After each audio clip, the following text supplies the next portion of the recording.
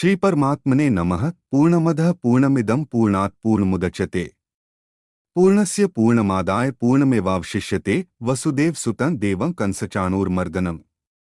देवकी परमानंदन कृष्णं वंदे जगद्गुरुम। श्रीमद्भगवद्गीता तत्वविवेचनी हिंदी टीका स्थित प्रथमोध्यायः। श्री भगवान ने अर्जुन को निमित्त बनाकर समस्त विश्व को श्री गीता के रूप में जो महान उपदेश दिया है, यह अध्याय का नाम उसकी अवतारणा के रूप में है।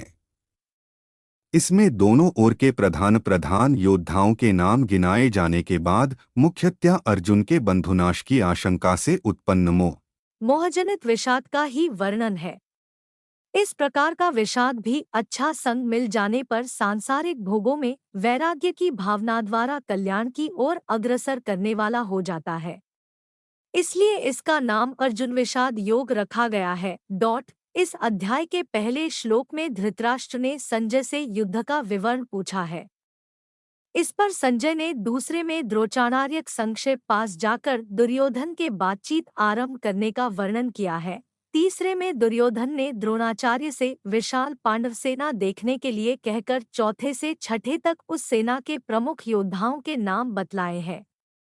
सातवें अध्याय का द्रोणाचार्य से अपनी सेना के प्रधान सेनानायकों को भली भांति जान लेने के लिए कहकर 8वें और 9वें श्लोकों में उनमें से कुछ के नाम और सब वीरों के पराक्रम तथा युद्ध कौशल का वर्णन किया है।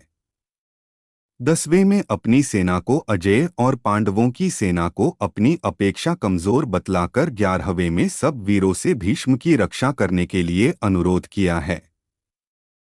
12वें में भीष्म पितामह के शंख बजाने का और 13वें में कौरव सेना में शंख, नगारे, ढोल, मृदंग और नरसिंघे आदि विभिन्न बाजों के एक ही साथ बस उठने का वर्णन है।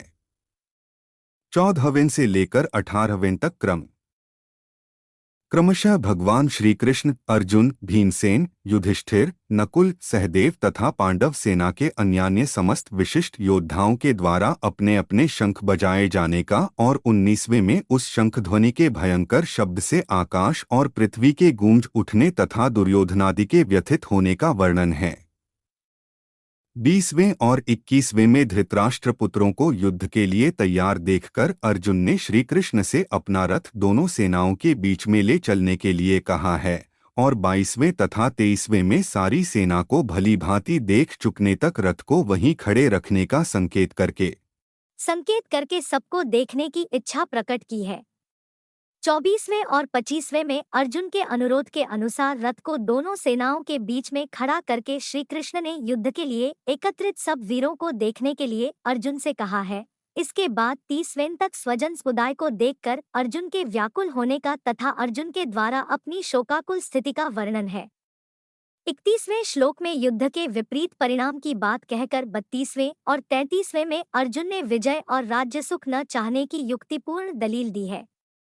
34वें और 35वें में आचार्यादि स्वजनों का वर्णन करके अर्जुन ने मुझे मार डालने पर भी अथवा तीनों लोकों के राज्य के लिए भी मैं इन आचार्य और पिता पुत्रादि आत्मीय स्वजनों को मारना नहीं चाहता, ऐसा कहकर 36वें और 37वें में दुर्योधनादि स्वजनों के आत्ताई होने पर भी उन्हें मारने में पाप की प्राप्ति और सुख तथा प्रसन्नता का अभाव बतलाया है। 38वें तथा 39वें में कुल के नाश और मित्रद्रोह से होने वाले पाप से बचने के लिए युद्ध न करना उचित बतलाकर 40वें से 44वें में कुलनाश से उत्पन्न होने वाले दोषों का विस्तार पूर्वक वर्णन किया है।